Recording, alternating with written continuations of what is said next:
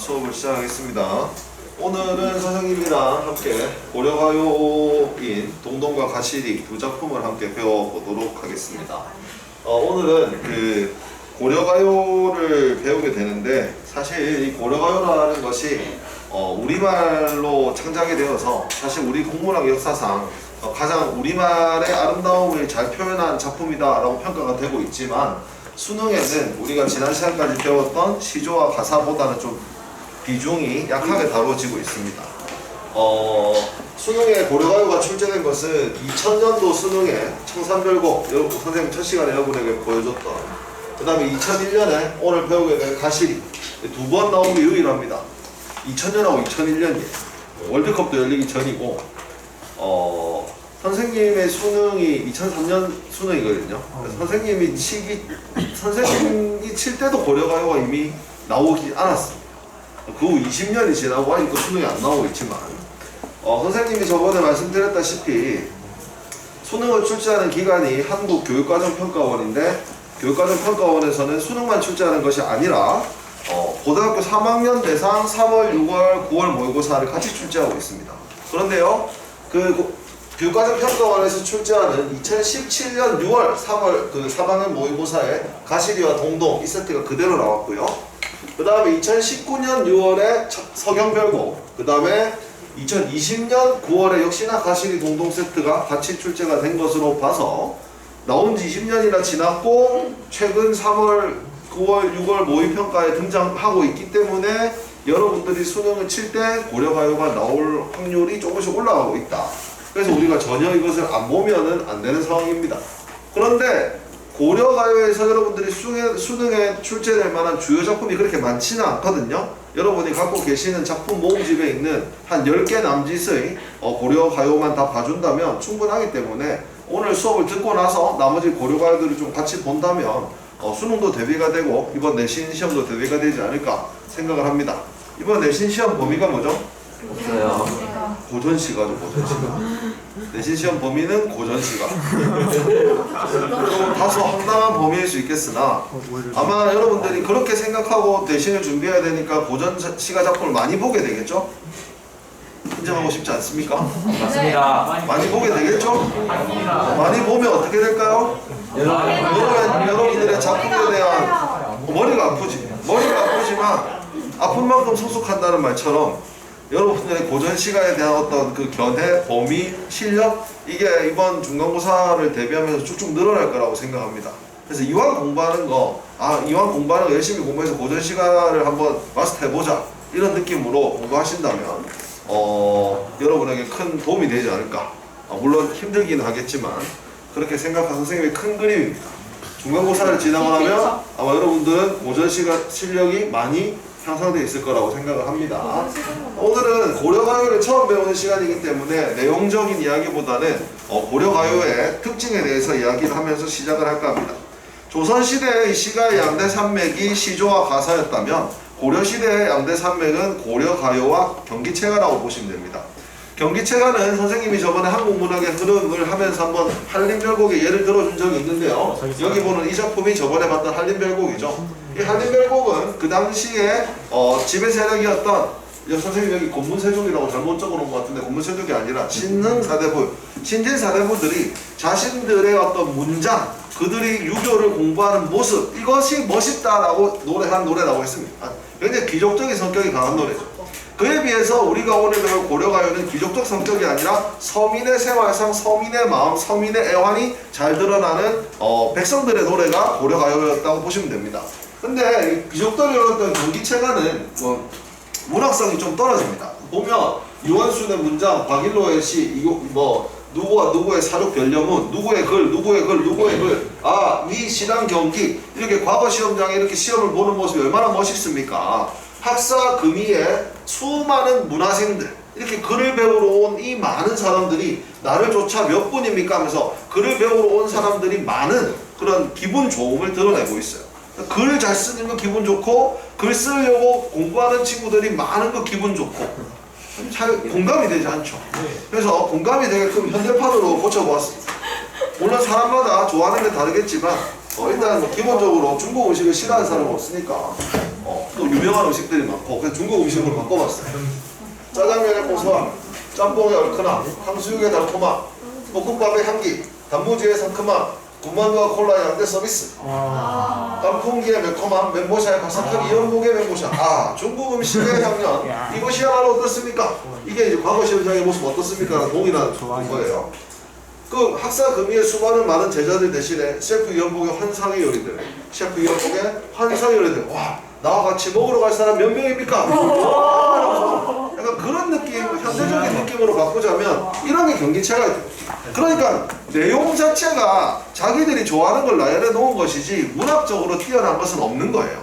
그냥 나열을 해놓은 어떻게 보면 군가와도 같은 어떤 목적성이 강한 그런 문학이었다는 것이죠.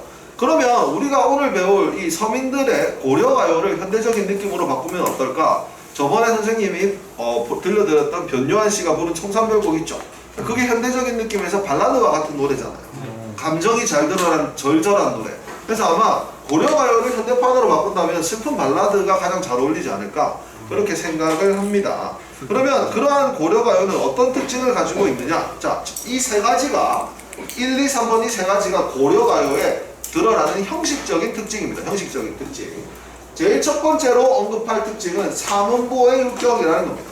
이 삼음보가 왜 특징적이냐? 여러분, 조선시대의 양대산맥, 각시가 양대산맥인 시조와 가사는 둘 다 몇 음보예요? 사음보입니다. 시조는 사음보의 3장, 4 곱하기 3의 정형시라고 했고요. 가사는 사음보기만 하면 길이에 상관없이 쓸 수 있는 사음보의 연속체라고 했죠.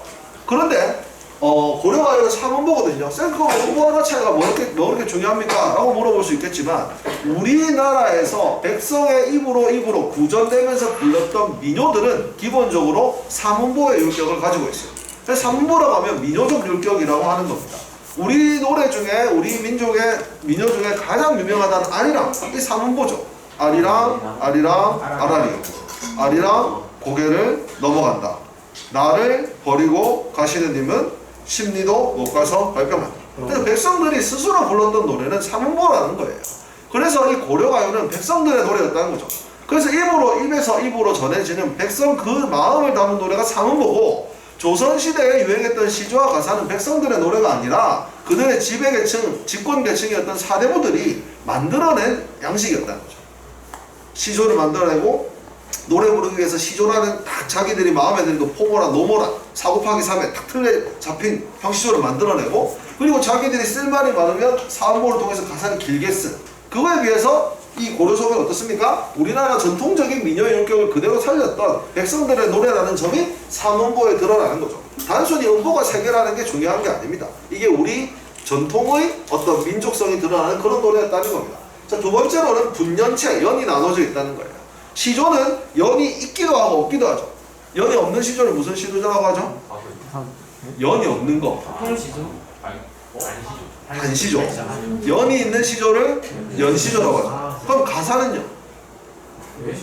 가사는 연 구문이 없죠? 그냥 쭉 쓰니까. 그런데 고려가요는 무조건 연이 나눠져 있습니다. 왜냐? 이거는 실제로 노래였기 때문에. 노래는 1절, 2절, 3절, 후렴, 벌스, 브릿지 막 이런 것들이 있잖아요. 그런 것처럼 이 사람들이 실제로 노래로 불렀기 때문에 이렇게 연, 1절, 2절, 3절 연이 나눠져 있다는 것이 고려가요의 특징입니다. 세 번째, 다른 양식에는 없는 고려가요만의 특징은, 가장 큰 특징이 뭐냐면 바로 이 조음구, 여음구 또는 후렴구라고 부르는 것들이에요. 우리가 지난번에 청산별곡을 부르면서 여러분들이 신기하게 봤던 부분 있잖아요. 얄리 얄리 얄랑청 얄라리 얄라. 이거는 이제 노래이기 때문에 흥을 돋우기 위한 구절. 그래서 조흠구라고 하죠. 근데 오늘 배울 동동에 보면 아우동동다리라는 표현이 있고요. 그 다음에 가시리에 보면 위증질과 대평성대라는 부분이 있어요. 사실 해석을 할 때 전혀 필요 없는 남은 음들이, 그래서 여음구라고도 부르고 반복되기 때문에 후렴구라고도 부르는데, 이런 후렴구, 조음구, 여음구가 있는 것은 그 고려가요가 음악적으로 불렸다는 어떤 장치. 그래서 고려가요에는 이 조음구, 여음구가 발달되어 있다. 요 세 가지가 고려가요만이 가지는 형식적인 특징이라고 하겠습니다. 그러면 이 고려가요는 어떤 내용으로 담겨 있었느냐? 당연히 인간의 감정 중에 가장 절실하고 많이 느낄 수 있는 감정이 남녀간의 사랑, 그리고 사랑을 실패했을 때 이별의 슬픔, 이런 일반적인 감정이나 자연의 아름다움, 이런 것들도 있고요. 그런데 이게 궁중연애음악, 그러니까 궁궐에서 연애를 할 때 쓰는 음악으로 들어오면서 임금님에 대한 충성이라든지 나라의 안정을 기원하는 내용이 삽입되긴 했는데 원래는 이게 주가 아니고 백성들의 감정을 담은 게 주였는데 이런 고려가요가 너무 좋으니까 궁궐에서 노래 한번 갖고 와봐라 해가지고 궁궐에서 쓰면서 이런 내용이 첨가된 거예요. 근데 우리가 지금 볼 수 있는 고려가요들은 궁궐에서 쓴 걸 기록한 걸 보기 때문에 우리가 보는 대부분의 고려가요에 갑자기 이별하다가 갑자기 태평성대 슬프다 임금님 못 받으세요 이렇게 나오는 그게 이제 이런 그 전승 과정이 있었기 때문에 되는 거예요. 자, 하지만 원래 고려가요는 그런 것보다는 아름다운 우리말 표현, 그러니까 한자가 아니라 한시가 아니라 우리말을 많이 사용하려고 노력했어요. 우리말의 아름다움. 그 다음에 그 백성들이 실제로 쓰는 소박한 표현, 꾸밈 없는 감정의 표출, 경쾌한 리듬감을 살리는 기교 사용 등으로 한국 무양 사상 가장 아름다운 장르가 아니었나라고 평가를 받고 있습니다.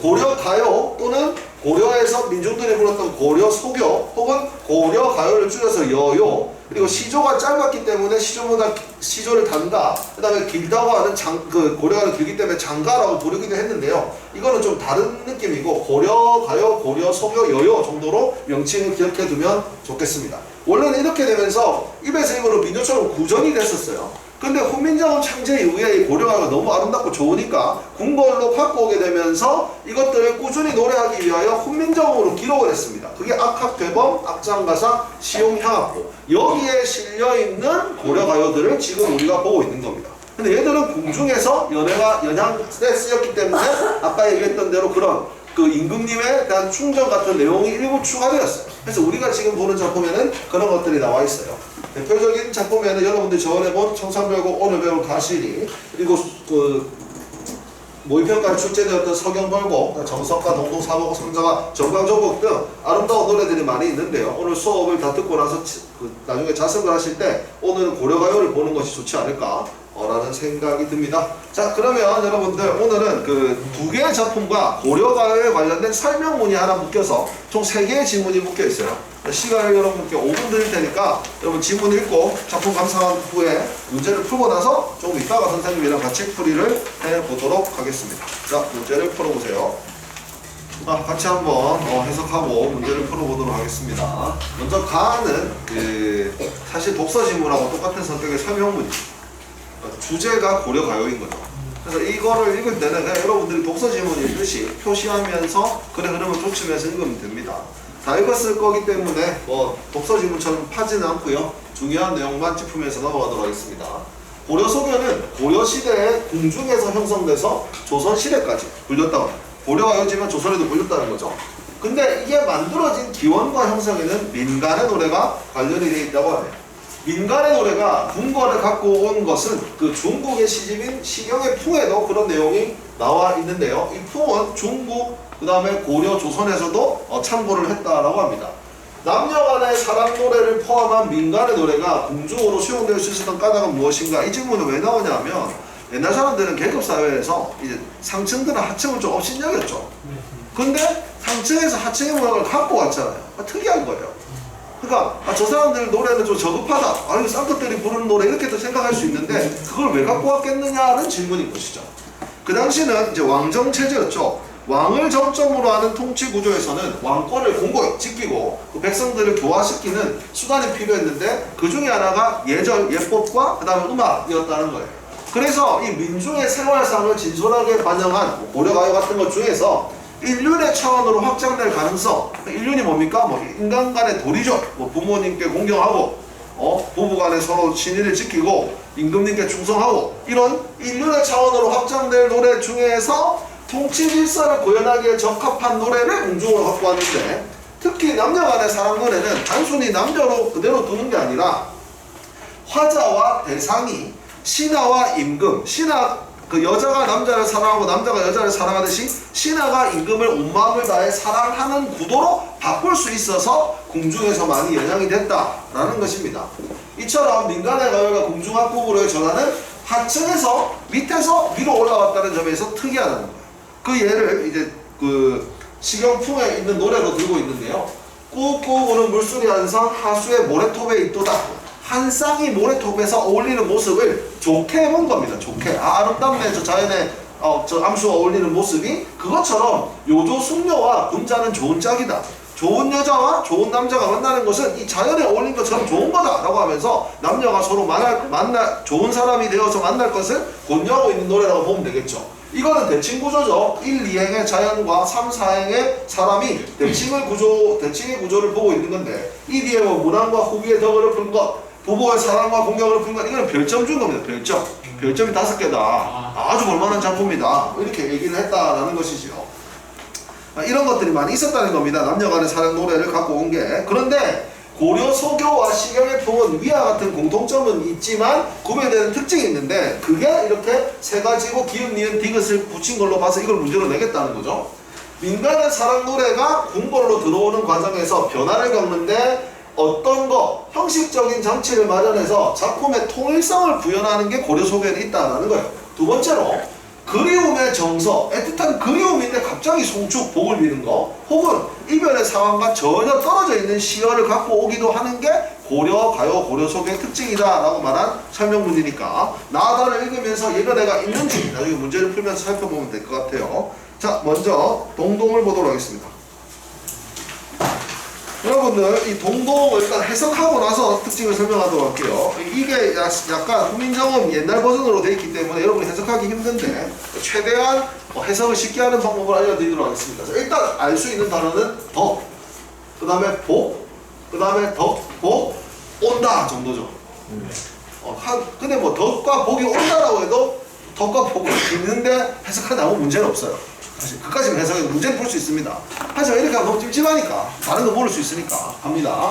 자, 덕이란 것은 곰배의 밭잡고라고 되어 있는데 여기에서 이제 밭잡고의 이 잡 있잖아요. 이미 뭐 문법을 공부하는 친구들은 알 수도 있는데 얘들은 잡 시리즈로서 얘들의 이름이 뭐냐면 객체 높임에 선엄한 어미라는 아이가 문법적인 이름을 갖고 있습니다. 이름은 몰라도 됩니다. 어디에 쓰이는 거냐면 높임말을 쓸 때 쓰이는 거예요. 현대국어에는 없어요. 근데 비슷한 걸 찾자면 현대국어에 있는 것 중에 시가 있습니다. 시가 뭐냐? 학생이 공부를 한다. 이거 높임말 아니죠. 근데 선생님께서 공부를 하신다라고 할 때 한다에서 시가 들어가서 하신다가 되잖아요. 시를 넣는 이유가 뭐죠? 선생님이라는 주어를 높이기 위해서 하는 거예요. 문장의 주체인, 주어인 선생님을 높이기 위해서 시가 들어가는 거거든요. 그런데 이 삽잡잡은요, 주어를 높이는 게 아니라 주어의 동작이 대상이 되는 목적어나 부사어를 높이는 데 쓰는 높임말이었어요. 예를 들어서 그러면 여러분 이게 높임말이라는 것을 안다면 높임말을 빼고 나면 받고죠. 받고. 그럼 덕을 받아요. 근데 이 덕을 받아서 나중에 누구한테 줄 거냐 하면 임금님한테 바칠 거예요. 그러니까 덕까지 높여버리는 거예요. 이걸 감히 받으면 안 되고 받잡아야 되는 거예요. 그런 느낌의 삽잡잡이 들어가는 거거든요. 그러니까 해석할 때는 빼고 해석하면 되죠. 삽잡잡 같은 경우에. 그러니까 덕을 받아요. 어디에요? 곰배예요. 그러니까 곰배가 뭔지 몰라도 용도가 뭐죠? 덕을 바치는 데 쓰는 거예요. 그 다음에 복을 받아요. 림배 받아요. 그 다음 뭐합니까? 덕이며 복이라고 하는 것을 이게 이제 모른다는데 바치러 오십니다. 나아러 오십니다. 뭐 하여튼 덕과 복을 받아서 오라 이 말이겠죠. 정확한 해석은 덕이며 복이라 하는 것을 바치러 오십시오. 바치러 오십시오. 누구한테? 임금님한테. 지금까지 가에서 설명 읽었잖아. 왕권을 공고하게 하기 위해서. 그러니까 임금님한테 덕을 바치러 오는구나, 복을 비는구나 라고 해석할 수 있는 거지. 그럼 배는 뭐냐? 여러분들 성배, 독배, 축배 알죠? 네. 배가 뭐죠? 잔입니다. 잔. 그래서 정확한 해석은 곰배는 뒷잔, 림배는 앞잔이라는데 곰배, 림배는 이제 필요 없잖아. 배만 하면 그 잔이라는 거예요. 그럼 덕을 이 잔에 받고 복을 이 잔에 받아서 덕이랑 복이랑 하는 것을 바치러 오십시오. 누구한테? 임금님한테. 덕을 비는 송축의 내용이라는 거예요. 송축의 내용. 그리고 이 아우동동단은 아까 얘기했던 통일성을 위한 후렴구로서 해석을 할 때는 필요가 없습니다. 자, 그럼 넘어갑니다. 정월 날인무력은 되어 있는데 이 시옷 있죠, 시옷. 얘는 현대어의 관용적 조사인 의와 똑같은 겁니다. 뭐뭐의, 철수의 가방. 그래서 옛날 버전으로 이걸 사용한다면 철수의 가방이 이렇게 되는 거죠. 철수. 이게 철수의 가방이라는 거예요. 철수의 가방. 그것처럼 정월에 날이 저번에 이거 영철 분철 알려드렸죠? 이거 밑에 오면 물입니다. 근데 내가 저번에 뭐라고 했어요? 물이 아니라고 물이라고 한다 했잖아. 모음이 바뀌었다고 했잖아. 그러면 정월의 냇물은 감탄사. 정월의 냇물 어저 녹자인데 냇물이 어저 녹자인데 뭘까?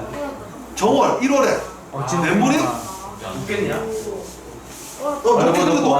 녹겠어. 이건 뭘까? 얼고. 그렇지. 얼었다 녹았다 하는데 얼저 녹죠 어저 녹죠 얼었다 녹았다 이렇게 추측이 가능해. 단어를 몰라도 1월에 냇물은 얼었다 녹았다 하는데 즉 뭔가 순환이 일어난다는 겁니다. 얼었다 녹았다 작용이 일어난다는 거예요. 그런데 누리 이것도 누리 더하기 쉬워져. 누리는 세상입니다. 세상의 가운데 나혼 이건 저번에 본 적 있어요. 태어나다 나다 누리 가운데 나혼 내가 태어났다는 거예요. 세상 가운데 태어나서는 몸 하나 돼 있는데 이 하는 일종의 조사로서 주격조사 이거랑 똑같은 겁니다. 그러니까 세상 가운데 나서는 몸이 홀로 열셔는 저번에도 내가 이 단어가 나온 적이 있어요. 여다 이거는 지내다라는 뜻이죠. 그리고 이 셔는 감탄형음이 뭐뭐하는 구나입니다. 그러면 세상 가운데 태어나서는 몸이 홀로 지내는구나. 냇물은 얼었다 녹았다 상호작용이 있는데 나는 아무런 상호작용도 없이 홀로 지내는구나. 그래서 어떻다? 외롭다. 근데 여기서까지는 외로움을 못 꺼낼 수 있는데요. 여러분들은 언제 더 외로움을 느낄까요? 지금? 남이 연애하고 있어. 남이 연애하고 있을 때. 그때는 물론 맞아요. 그때는 외로움과 배 아픔의 어떤 그런 결합된 느낌을 느끼는데요. 진짜 외로움을 느낄 때는 언제냐면 내가 사귀고 내가 누군가랑 교제를 하다가 헤어지고 나야 진정한 외로움을 알 수 있습니다. 그러면 아직 모르는 거예요. 아직 모르는 거고 나중에 진짜 느껴집니다. 선생님이 페이스북이나 인스타그램 이렇게 보면서 짤이라고 하나요? 이런 여러 가지 글들을 보는데 인간이 진정으로 외로움을 느낄 때 그 중에 하나가 뭐냐면 아침에 일어났는데 더 이상 너에게 연락이 오지 않는다는 것을 깨달았어. 이런. 원래는 이제 연락이 오는 거. 그럴 때 이제 외로움을 느껴. 봐봐. 근데 여기에서는 홀로 지내는구나 하고 끝나지만 이 다음부터 뭐 나오냐면 님의 모습이 너무 멋지다 계속 나오고 저렇게 좋은 사람이 있는데 나는 홀로 지내. 그러니까 외로운 거야. 그래서 이거는 이 1월에 냇물이 얼었다 녹았다는 것을 보면서 외로운 자신의 모습을 힘들어하고 있는 혼자 지는 외로움에 대한 이야기입니다. 자, 2월 볼까요? 2월의 보름에, 그러니까 6월 보름에 높이 현 등불 갖고 나거든요. 그럼 등불을 뭐겠어요? 등불을 높이 켠, 그렇지. 높이 켠 등불을 갖구나. 누가요? 님이요. 근데 그 높이 켠 등불 같은 모습이 뭐냐면 만인을 비추는 여기에 밑으로 내리면 이게 있죠? 이거는 모습이라는 뜻이에요. 즉 모습. 높이 켠 등불 갖구나 만인을 비추실 모습이 찾다도 모습이구나 라는 감탄이에요. 누가? 님을 보니까 마치 2월 보름에 높이 달려있는 등불과 같은 모습이에요. 만인의 그 영향력을 발휘할 수 있는 님의 훌륭한 인격, 님의 모습을 예찬하고 있는 곳이라고 보면 됩니다. 님은 그렇게 멋져요. 근데 내 옆에 없는 게 문제예요. 자, 3월 나며 개한 열린 만춘 봄춘자 이 정도는 알아야지. 늦은 봄 달배꽃 봄에 피는 달배꽃 뭐가 있을까? 진달래꽃이지. 늦은 봄 진달래꽃이요 내려서 남이 부러워할 또 나왔네요. 모습을 지녀나셨다. 누가? 남이 부러워할 만한 진달래꽃 같은 멋진 외모를 갖고 태어났다고. 저렇게 멋진 님, 진달래꽃 같은 멋진 님이 있는데 못 보니까 몸이 홀로 지내는구나 이런 말이 나오는 판단합니다. 그렇게 하면서 계속 4월, 5월로 넘어가면서 외로움 또는 님의 모습을 예찬하는 거예요. 잘 보시면 정월, 2월, 3월 이런 식으로 되어 있죠. 이게 뭐예요? 월별로 1년 12달의 순서에 따라 내용을 전개하는 지난 시간에 배웠던 정학유의 농가 원령어와 같은 원령체입니다. 원령체. 1월부터 12월까지 해당하는 달의 특징을 말하면 님과 함께하지 못하는 감정을 노래하는데 어떤 달은 계절적 배경 1월에는 얼었다 녹았다 3월에는 달랬고 그 계절적 배경이 나오거나 아니면 각 달에 있는 세시풍속 2월에는 등불을 높이 켜는 풍습이 있었나 보죠. 그 다음에 5월로 가면은 약을 그때 해먹는 약을 드셔야 됩니다 이런 식으로 세시풍속과 관련 짓거나 아니면 계절적 배경을 활용해서 1년 12달의 순서대로 님에 대한 예찬이나 님을 대한 걱정 혹은 나의 외로움을 이야기하고 있는 노래가 동동이라는 노래가 되겠습니다. 3월까지만 봤으니까 나중에 4월, 5월도 한번 쭉 뒷부분 한번 보시는 게 좋겠습니다. 다음 가실입니다. 이거는 뭐 해석 엄청 쉽습니다. 가실이 있고 나는 가십니까? 이 나는 해석하기도 하고 안 하기도 하는데 해석 안 해도 전체적인 해석에 큰 문제가 없기 때문에 가십니까? 나를 생각했다고 버리고 가십니까? 위진주가 대표성되는 궁중연양 때문에 들어온 거겠죠? 나보고는 어찌 살라고 버리고 가십니까? 잡사와 두어리 마라. 갑자기 뭘 잡수입니까? 잡아두고 싶지만 서운하면 아니 올까봐 서로님, 이거 뭐 해석 다양한데요. 서러운 님을 뭐 내가 서러워하거나 뭐 떠나는 게 슬프거나 뭐 반역이 됐거나 여러 가지 해석될 수 있지만 어쨌든 서러운 님을 보내온다니 가시는 듯 다시 오십시오. 못 잡으니까 보내는 드리는데 빨리 왔으면 좋겠다. 그래서 님하고 헤어질 때의 마음을 드러낸 노래입니다. 특별한 비유나 뭐 돌려 말하기 이런 거 없이 반복형과 의문형 어휘만을 사용하여서 가시는 님에 대한 서러운 감정을 직접적으로 표현한 노래라고 보시면 되겠습니다. 중세국어로 기록되어 있어서 약간 이질감은 있지만 이거 현대어로 바꾼다면 사실 대중가요의 가사랑 비교해도 별 손색이 없습니다. 가시나요? 근데 가시나요? 이런 건 대중가요 있지 않습니까? 아시나요는 있죠. 그렇죠. 뭐 가시나요? 버리고 가시나요? 나는 어찌 살라고 버리고 가시나요? 사실 거의 멜로디를 붙여도 될 정도로 굉장히 현대적인 감각의 노래라고 볼 수가 있겠습니다. 근데 여러분 참고로 이거는 이제 떠나는 님에 대한 슬픔이잖아요. 이별의 슬픔이잖아요. 근데 우리 전통 시가의 흐름에 이별의 슬픔을 담은 노래들이 많아요. 그런데 그걸 이별의 슬픔이라고 하지 않고 약간 우리나라는 슬픈데 지르는 게 아니고 슬픈데 참거든요. 그래가지고 가슴 속에 한이 있다라고 얘기합니다. 한. 그래서 이러한 노래들을 이별의 정한이 담긴 노래라고 합니다. 근데 이게 역사적으로 이별의 정한이 담긴 노래가 많아요. 제일 처음에 선생님이 소개해줬던 고대가요인 황조와 유리왕, 펄펄 나는 적개꼬리 암수소로 정다운데 외로운 이래온 누구와 함께 돌아갈까? 삼국시대. 그러니까 정지상의 송인, 저번에 이것도 한시에서 소개해줬던 건데 대동강 물이 자꾸 내가 울어서 불어나는 거야. 님을 보낸 포구에서 슬픔. 석양벌고 이것도 이별이고, 황진이 기생이 지은 시조도 이별이고, 김소월의 진달이 나 붓기가 역겨워 가실 때는 안 울 겁니다. 이렇게 하는 이별의 정한이 담긴 노래가 역사적으로 많이 창조되어 왔는데 가시리가 고려의 대표적인 노래라고 보시면 됩니다.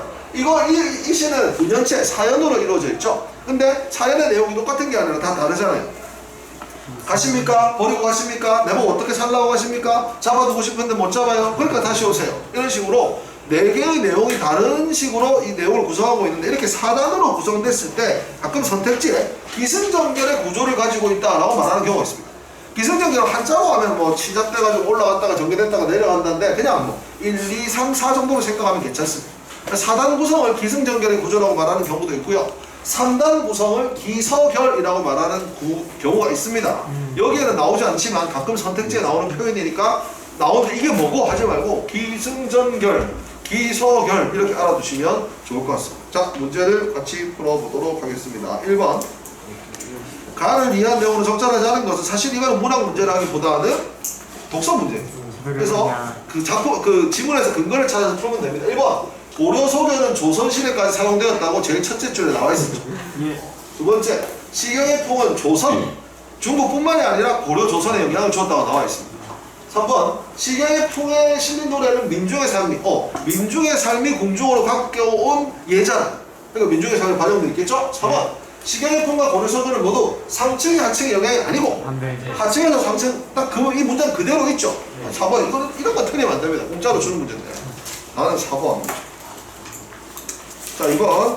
기획에서 디귿을 바탕으로 나와 나를 설명한 내용으로 가장 적절한 걸 찾으라. 자, 이거는 선택지를 분석을 잘해야 됩니다. 자, 1번. 나의 아우동동다리. 아우동동다리는 기획이 뭔데요?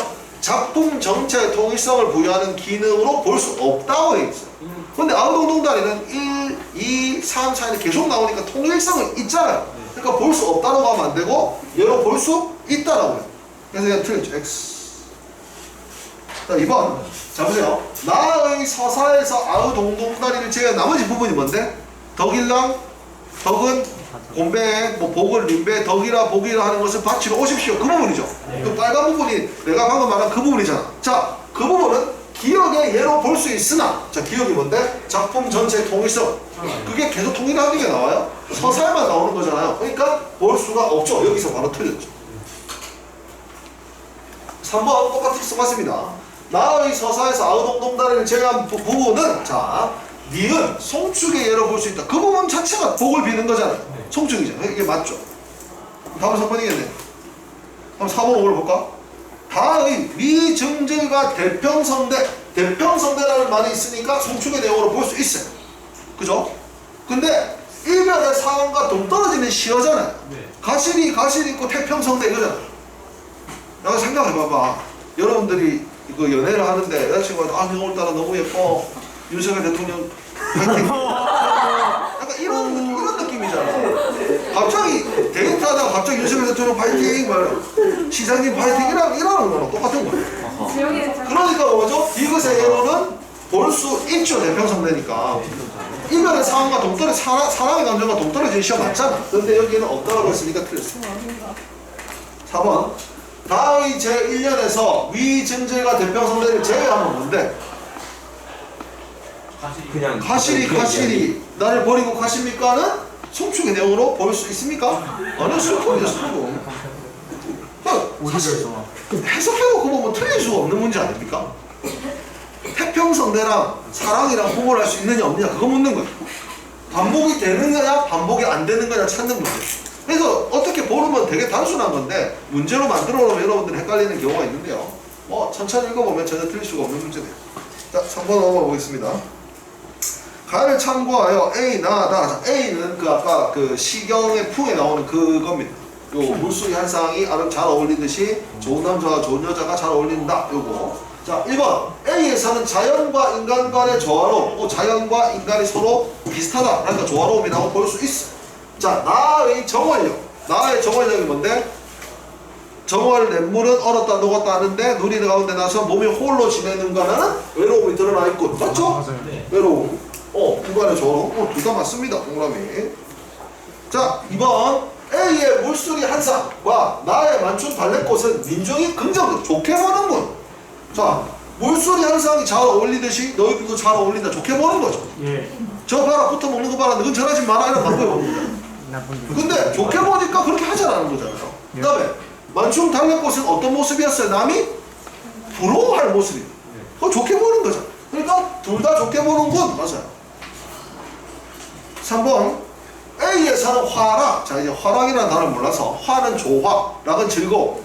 조화의 아름다움, 조화의 즐거움. 그러니까 이 조화로운 거에 즐거움 얘기하는 거 맞죠? 남녀가 서로 어울리는 것은 즐거움. 예. 자, 다의 가실이는 이별의 상황. 맞잖아요.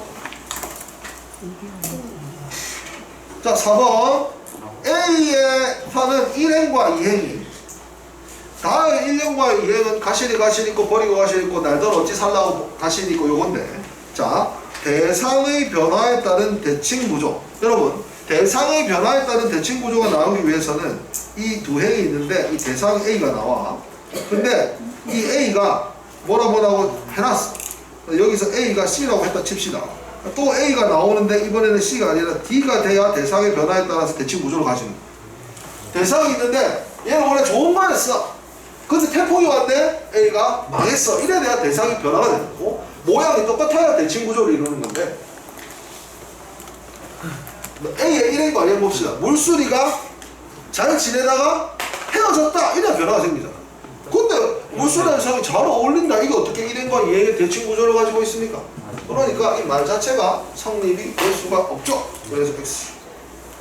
자, 5번 A에서는 풍속을 교화할 만한 이런 멋진 서로 잘 어울리는 사랑을 나에서는 만인이 빚지실 즉 우리가 모두 우러러만 덕을 그 다음에 다에서는 님에 대한 사랑하니까 가지 말라는 거죠. 그렇지 않겠습니까? 사랑하면 보고 싶고 같이 있고 싶고 좋은 거 주고 싶고 계속 보고 싶고 눈 감아도 생각나고 그러니까 나를 버리고 가십니까 하고 슬퍼서 우는 거지. 그러니까 다에는 님에 대한 사랑의 감정이 들어있다고 볼 수가 있죠. 그러니까 정답은 4번밖에 될 수가 없습니다. 그러나 여러분들 고전 시가 문제는 시가 해석 자체가 어려움을 겪는 것이지 해석해서 내용을 파악하고 나면 문제는 오히려 쉽다라고 얘기했습니다. 그래서 여러분들 집에 돌아가셔서 오늘 배운 작품 동동 같은 경우에는 나머지 원형도 살펴보시고 중요한 다른 고역알들도 살펴보시기를 바랍니다. 오늘 수업은 여기까지 하도록 하겠습니다. 수고했습니다. 감사합니다.